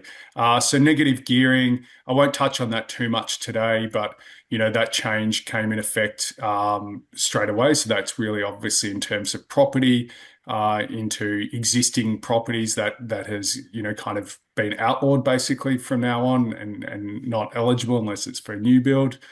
Probably a lot of you on the call are probably capital gains tax is a fairly significant part of your position, in terms of where you see what may impact your structure. And then trusts. So I'm sure a lot of you on the call also have trusts. You know, if you're business owners or if you're assets, it was a great way to kind of minimize tax. But there's obviously changes to the trust situation where there'll be a minimum 30% going forward. So some fairly significant changes. But since the announcement of the budget, there's been more changes, as we probably expected, such as what happened when superannuation changes came in last year. So what are the kind of changes that have happened since then? Well, one of the big ones has been self-managed super fund limited recourse borrowing arrangements. It was almost a part that was kind of not thought about when it first went in, and you know, for the law to pass recently around those changes in negative gearing and capital gains tax, there was an agreement between the Greens and Labor that would also come into play, and that would also be excluded. So no more limited recourse borrowing arrangements. I'm sure some of you on the call have used this arrangement in the past to purchase residential property, but that has now been stopped. And it's pretty understandable that the banks had exited that market a while back. So, you know, perhaps we were more surprised that that was still actually eligible to happen. But something that may impact a lot of you too as well, if you're business owners or if you're in the startup industry, yeah, there has been an increase now to the businesses that are covered. So really looking at, there was a significant amount of people covered by the CGT changes when it was at the 2 million threshold. That's now been raised to 10 million. So I think the stats that Treasury have come out with is that, you know, 98% of the businesses are now kind of exempt from those changes, and it's just the small or the high-end companies that perhaps will do that. For some of you as well, you may be involved in startups or looking at industries that are, you know, starting out. So there has been some changes to that. So that's been a carve-out, you know, the new 50% CGT discount, as you can see there. There's been a couple of, you know, I guess there's a number of factors that come into that in terms of how long the business has been going for and the turnover and the innovation, etc., aligned to that. So, but, you know, obviously a step in the right direction. You know, they were probably unfairly targeted, a lot of those business in terms of the startup community that were really designed. You know, the future of Australia is based on those types of businesses. We're wanting, obviously, for those types of businesses to go to the next level, and there has been a carve out of that. It'd be interesting to see. I mean, you know, we're still in the I guess the framework of going through Parliament and the legislation. You know, obviously it has to get approved by the law in the upper house, and you know, will there be any further changes? You know, I guess we're unsure at this stage, but we're starting to plan that, you know, things are happening. So let's action it. The most significant change probably, though, was the capital gains discount. I would assume that impacts a lot of people on this situation who this is money outside. So the 50% discount is now gone. But importantly, the 50% discount hasn't just gone. It has been grandfathered. It's just from 1 July 27, it will be gone. And it will be replaced with the indexation method.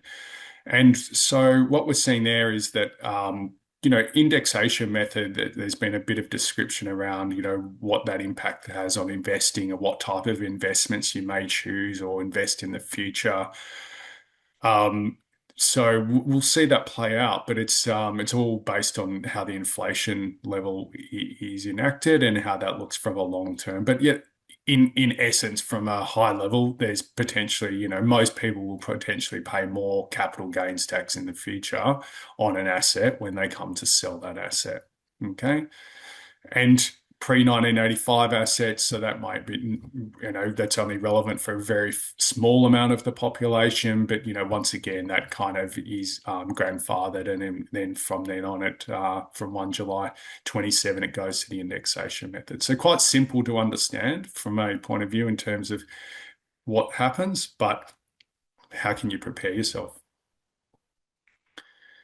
But if you've got an asset now or a business, what are you going to do within the next 12 months before 1 July 27? So this is a conversation we would be having in our advisory team and accounting team on a daily basis for clients who've got assets.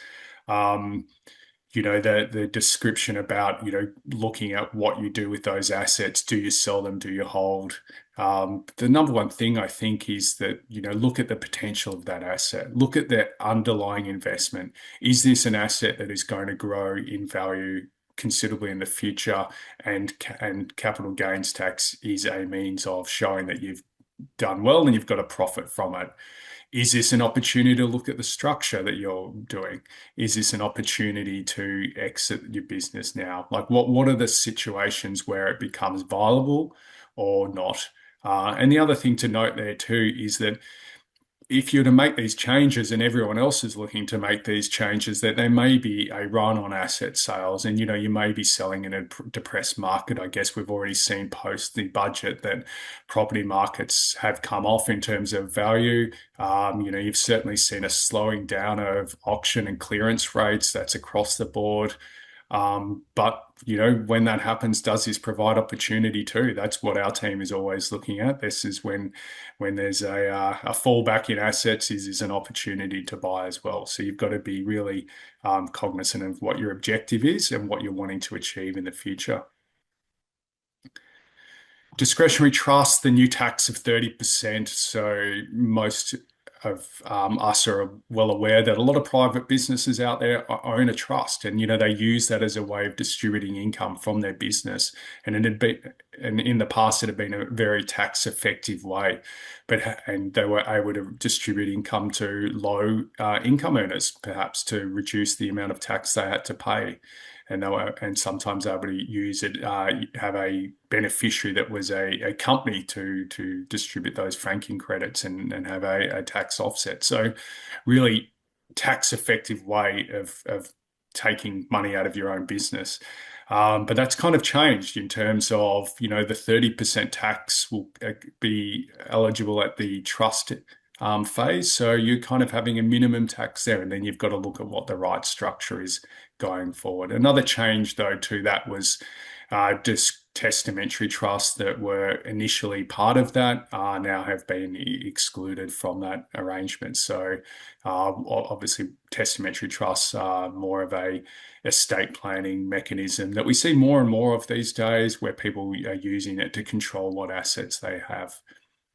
The important thing is these tax changes come about, I guess, when you're investing and when you're choosing the right structure to invest in, you do need to take into account the tax implications, but also the asset protection. So that's really important consideration for what your current business is, position is, or what you're trying to achieve.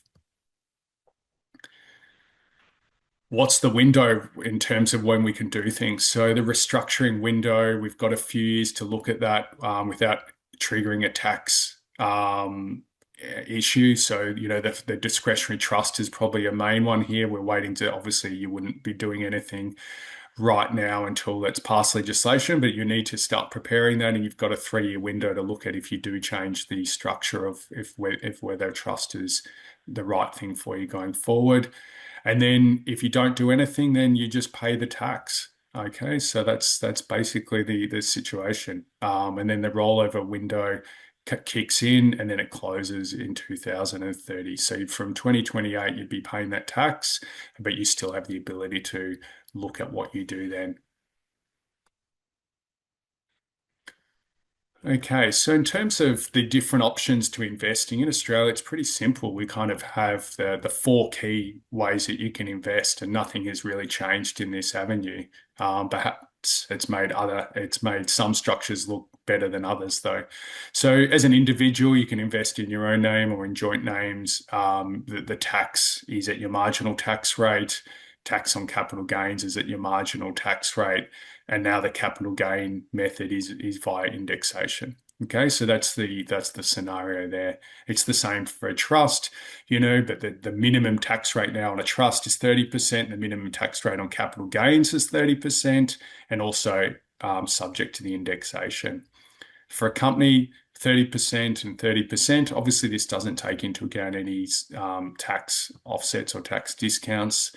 But this is at the high level, and there's no discount on capital gains tax for a company. And superannuation. So superannuation, the changes came in last year. It was excluded from the budget until the borrowing arrangement was outlawed. But basically, super had been untouched. The tax on super is still 15%. The tax on capital gains is 15%. And importantly, it's the only one still that actually has a discount on capital gains. There's a 1/3 discount. So in effect, we say if you've held an asset for more than 12 months, you're kind of in effect paying 10% tax on that capital gains. But if you're in pension phase, if you're drawing down a pension, you pay 0% tax, and that's still the same. So it's still 0% on capital gains and earnings. So superannuation has not had those significant changes. So the case for super and SMSFs is probably more prevalent than ever, because the changes that came into effect last year but have just been legislated are not as bad as it seems now as what they originally were, potentially. So the Div 296 changes, which have come into effect, balances over 3 million now are subject to an extra 15% earnings tax up to $10 million. That's just in line with, that's kind of a 30% effective rate, because that's the same as what you're paying in other assets. So it's a pretty good position to be in for superannuation, a fairly significant balance. Balances over 10 million, though, are subject to a slightly higher rate. And obviously, there's not an ability to really get to those very large balances anymore because of the contribution limits then. And so some changes, though, that came into effect post the initial legislation. So one of the really important ones, I think, was indexation. So if you're an accumulator, you saw that $3 million, you thought, okay, that's a great that's a high level now, but in 20 years' time, $3 million might not have the same impact. So the fact is that has been changed. That is, indexation has come into effect, which is been pretty positively received. So 150,000 for the 3 to 10 and 500 the increments that they will increase, as they've done with the pension. And probably the biggest one that was going to cause a nightmare for many super fund auditors or administrators was the unrealized gains being taxed, and that has now been excluded. So importantly, that is a carve-out from the initial thing. So you just be taxed on your money or your balance over that period at a pro-rata level. So really, in summary, that is the balance for those with balances under 3 million, and this is per individual. Importantly, if you have a self-managed super fund and you have 1 or 2 or 3 or 4 members, that's $3 million per individual that you can actually have in that super fund that would be under the 15% tax, as opposed to if you consider what that money would look like as a minimum 30% outside of super. It's quite significant.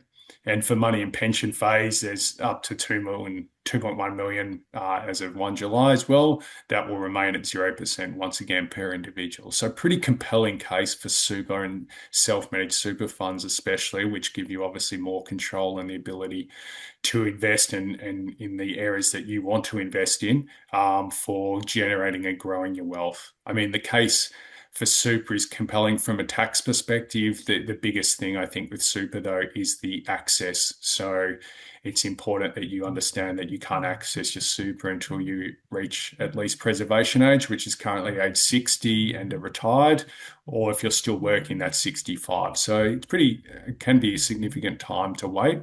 So really important to get the structuring right, that if you do want to retire early or access your funds before that date, that you have a good plan in place, but maybe you structure your investments in a different way. Maybe you have it aligned to what suits your objective for now and for the future. So just a couple of key takeaways for me, just in terms of what to do now and what to have a look at. It's important that if you've got a discretionary trust, you look at what that impact might be on the distributions, and you've got that window to make changes, but it's a fairly long window. But I wouldn't wait. It's important to look at what you do in that time frame and get a plan in place, because things will move quickly and you don't want to be caught out by that extra tax.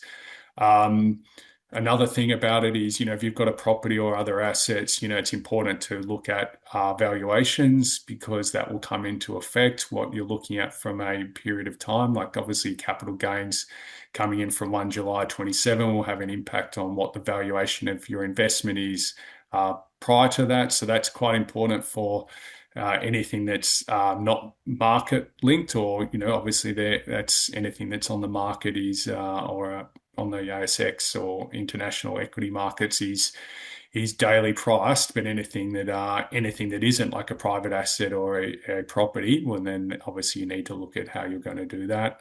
And then if you're planning to sell any assets, look at that gain and look at that time frame. So importantly, consider whether you would dispose of that now or what the future looks like for that asset. Does the tax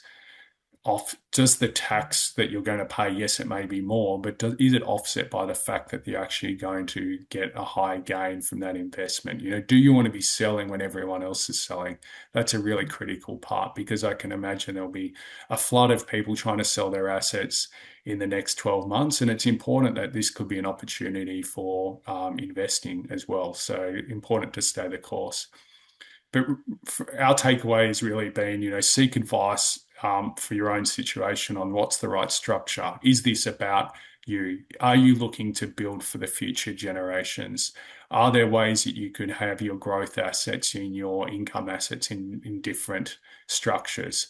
Do you want to bring other family members as part of your investment landscape? Do you want them to form part of your structures? What are the other options that are available? So, really the consideration at a high level is, don't just consider the tax implications, but also the asset protection. I mean, there's obviously differences between a trust and a company that you're probably aware of, but it's really important that you do seek advice if you've got a complicated situation, which I'm sure many of us do, that you're getting that right advice and guidance and making sure that you're aligned to invest for the future. Thanks, Marcus. All right, Steve. mate. I knew there'd be questions. All right, so the questions are coming in.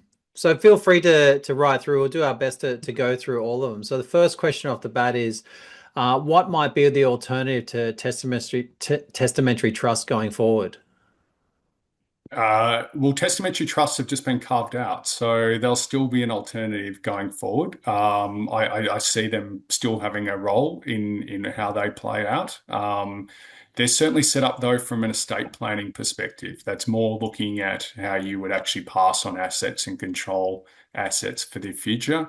Other options to look at, though, include things like, investment bonds,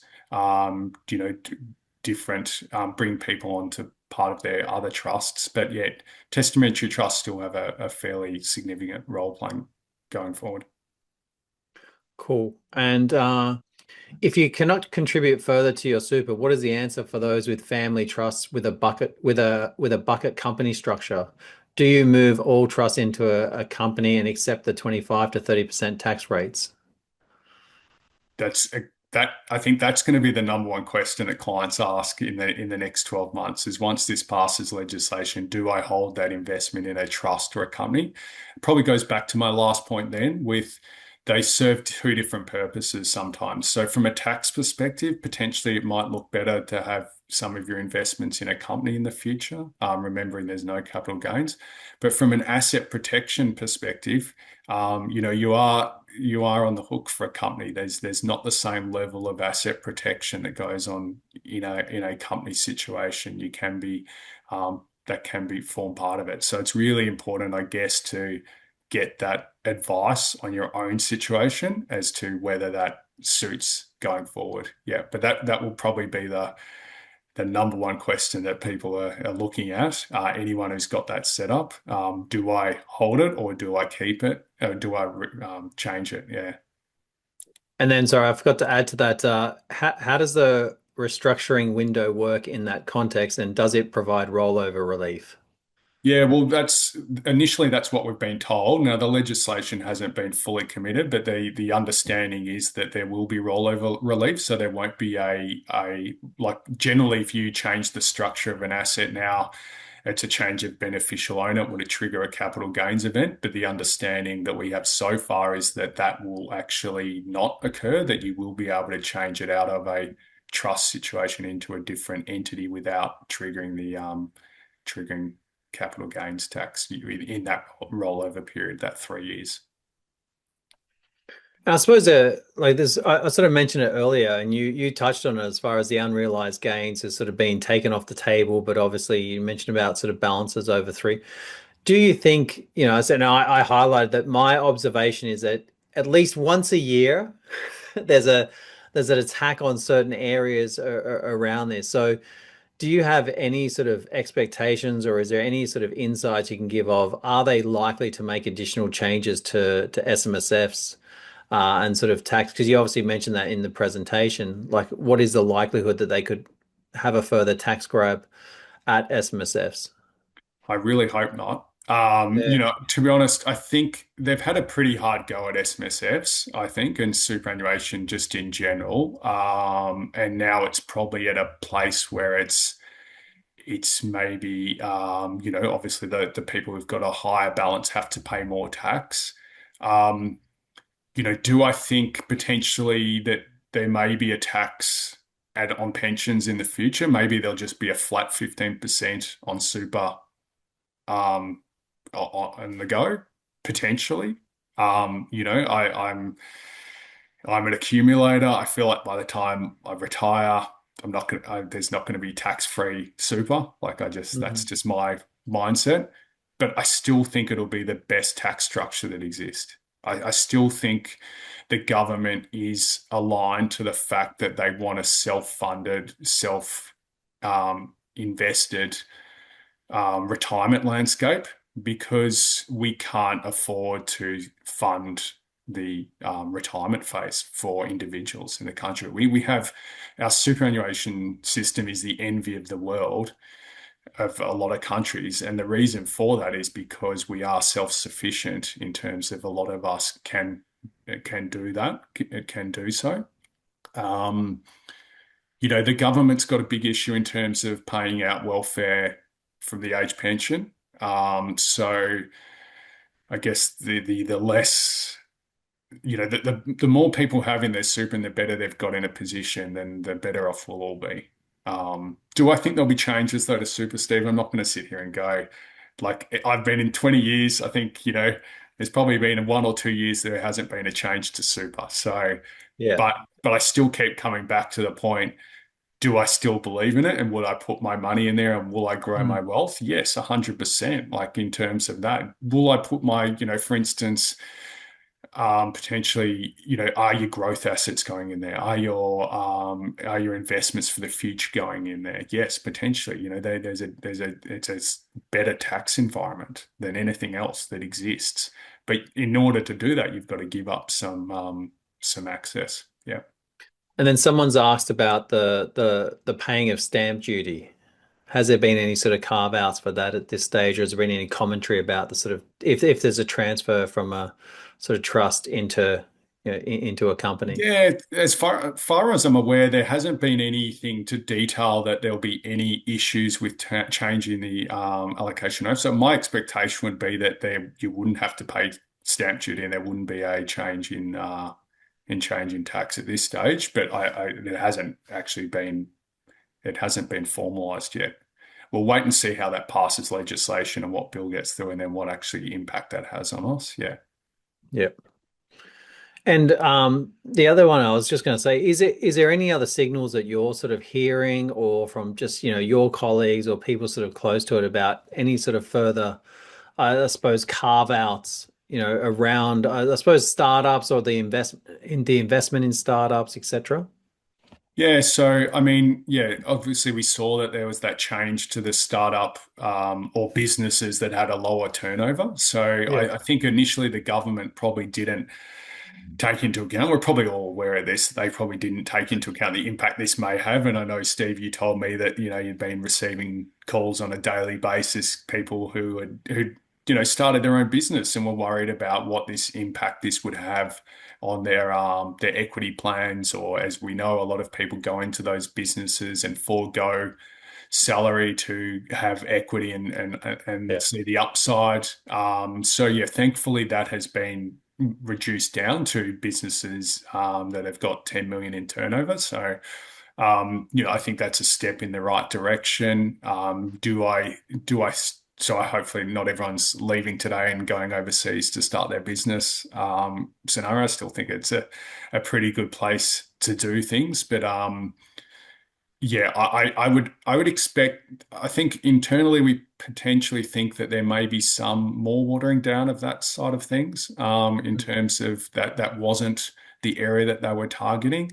I mean, we're also a bit kind of we're a bit unsure about, the idea behind all these changes was to increase the housing supply and solve issues around housing affordability. But somehow shares and businesses and investments got dragged into it.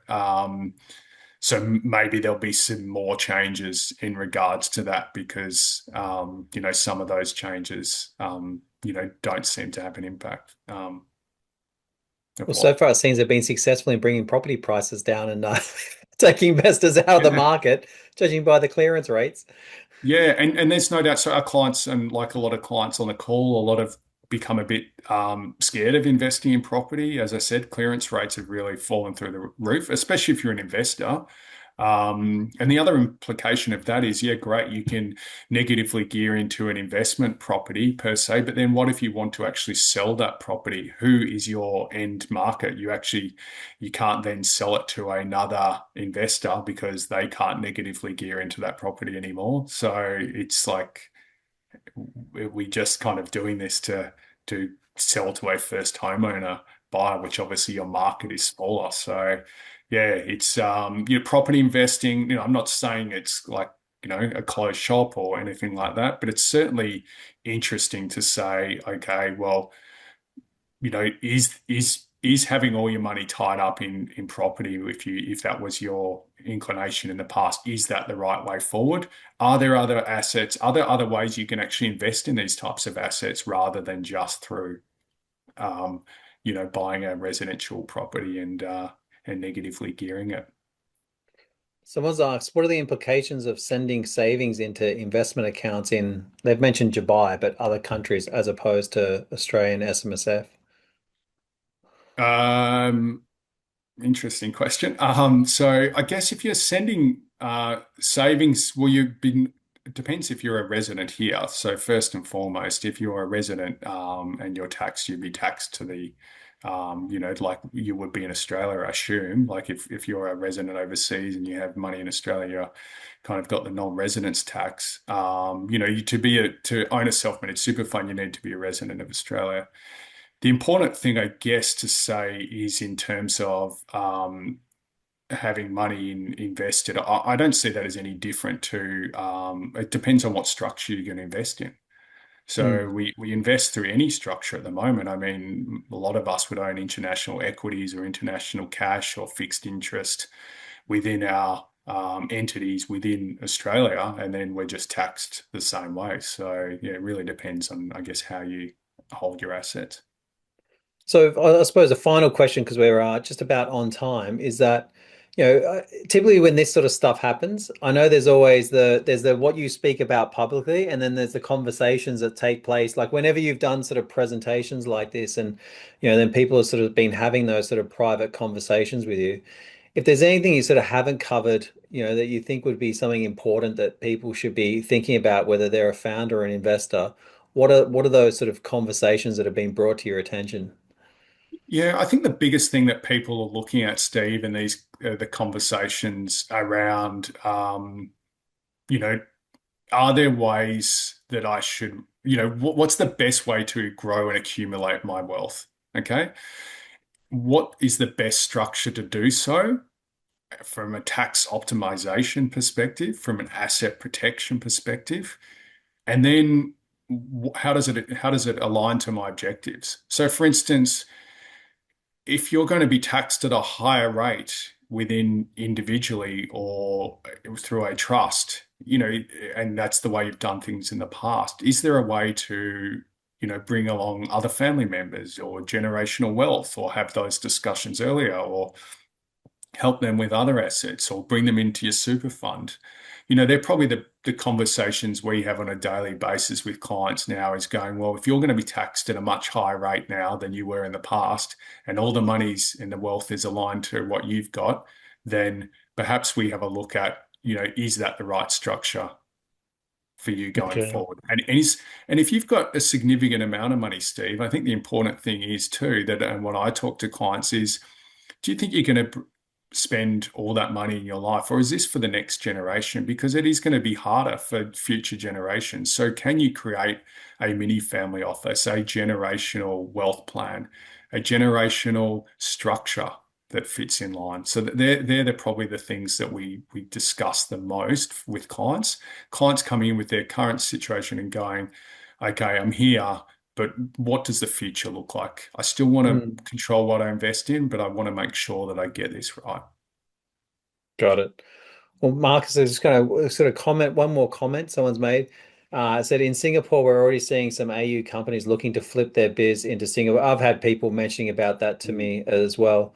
And reasons include investor appeal, favorable tax framework, no CGT, lower corporate tax, government funding support. The Australia-Singapore bridging is well underway, and then other people said thank you. So mate, thank you very much for your time. I will include Marcus's details if you sort of looking for your own sort of setup. By the way, this said, for me, I wanted to do this because I know that in what we do, I want to encourage people to invest. I still believe in Australian innovation absolutely at my core. So it's like, well, what is the most effective way, tax effective way to invest into the next generation of founders that are going to come through? And when I've seen examples, I sent out an email about, 3-4 weeks ago of all the different companies that we've worked with that have gone on to become unicorns and the value that they've created. It's like, well, if we're going to be featuring companies, I said, I want to put people in front of you who can give you guidance on how you can do it in the most tax effective way. So hopefully that's been helpful. Marcus, I really appreciate your time and obviously willingness to be involved and, go through all the different components of it. Yeah, thanks, Steve. Yeah, and as I said, I'm more than happy to have conversations with anyone, about their personal situation. It's obviously quite a lot of changes going on at Prime where we think we're ready for it. We're there to guide clients, and we appreciate, you giving us the opportunity to discuss and how we may be able to help everyone. Brilliant. All right. Thank you, Marcus. Thank you, everyone, for joining. I hope you enjoyed the session. It was very diverse from what I covered in my session to Giles talking sort of private equity and business succession and sort of employee ownership transition, and obviously to finish on what's sort of happening on the CGT changes. So I hope you enjoyed it, and I look forward to seeing you all at Venturing Capital 2026. Have a good evening.